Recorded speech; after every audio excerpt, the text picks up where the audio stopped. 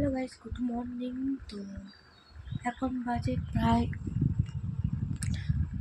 7টার কাছাকাছি, 6:41 মতো বাজে। তো আমি সকালে অনেকক্ষণ উঠেছি, মোবাইল দেখছিলাম।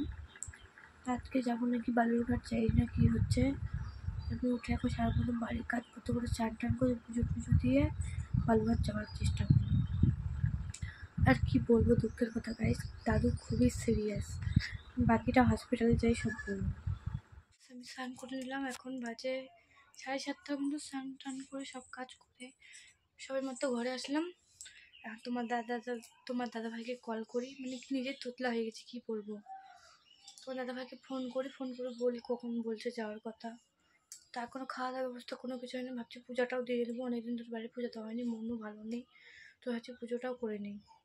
হ্যালো গাইস, তো দাদু সবে মাত্র ফোন করলো মা খাইয়ে দিচ্ছিলো। তো দাদুকে আমি জিজ্ঞাসা করছিলাম কি খাবি বল, আমি নিয়ে দেবো। তো মানে মোটামুটি বলছে কিছু খাবো না। আর এখানে মা হচ্ছে দাদুর মাথায় হাত বুলিয়ে দিচ্ছে। আর আমি পুজো টুজো করে একেবারে বসে গেছি রান্না করতে, আর সেটা আমি ফোন করেছে। তো এটাই আমার দাদুর সাথে লাস্ট দেখা হয়েছিলাম। ভিডিওটা আমি অনেকদিন পর এডিটিং করছি, আর বলে দিচ্ছি মুখে ফিলিংসটা কী ছিল কিছু বোঝাতে পারবো না। তো কি বলবো, মনটা খারাপ লাগছে। তো কেবলই ফোন করে হচ্ছিল বাবা আমাকে হসপিটাল থেকে। তো বাবার কাছে সকালে একবার ফোন করেছিলাম, তো বাবা ছিল না। হচ্ছে মানে 10তলার পিছনে একটা দাদা নাকি বললো তার বাড়িতে একটু মানে ওদের মধ্যে অনেক ধকল গিয়েছে, ওখানে একটু গিয়েছিল শুতে রাতটা।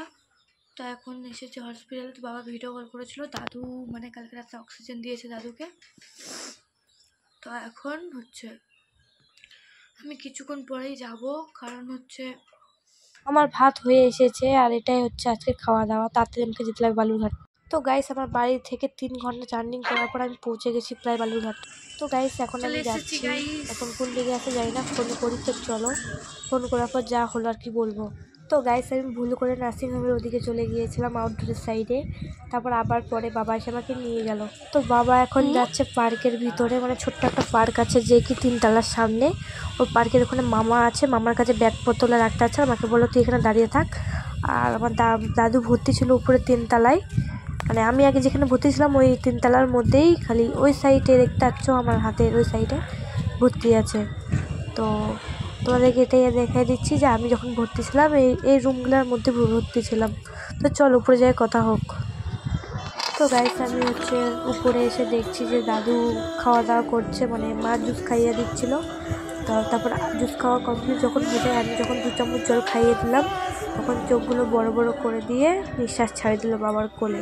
তো ওটা দেখে আমি খুব মানে নিজেকে কি বলবো, লাইফে ফার্স্ট টাইম এরকম দেখলাম। তোমরা কেউ বাজে কমেন্ট করিও না যে আমি এরকম অবস্থায় হচ্ছে আমি ভিডিও করেছি। কারণ হচ্ছে ভিডিও করার কারণ আমার একটাই, যে তোমরাও জানো যে আমার বাড়িতে কেমন প্রবলেম চলছে না চলছে। তো ভিডিওটা সবাই আমার দাদুর জন্য পে করো, যদি ভালো থাকে উপরে।